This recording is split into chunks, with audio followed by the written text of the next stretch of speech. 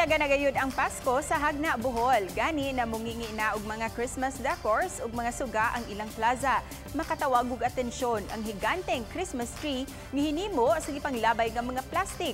Maong eco-friendly kini. Apan ang gidayo gayud sa mga residente ug sa mga turista, mao ang ilang tunnel of lights nga mura kay gidala sa outer space gumikan sa kadaghan sa mga suga. Maong lingaw nga mag-selfie ug magpahulagway ang mga tawo. Aduna pay libreng pasundayag sa plaza. Maong sulit gayud ang pagsuroy-suroy sa maong dapit.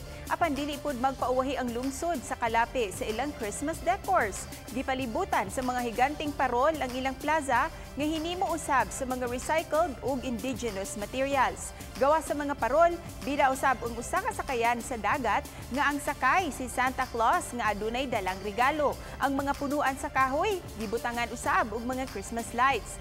Libre usab ang pagtan-aw og mga pelikula nga pambata, maong iyahay pangita og pwesto ang mga residente samtang nakatutok sa big screen.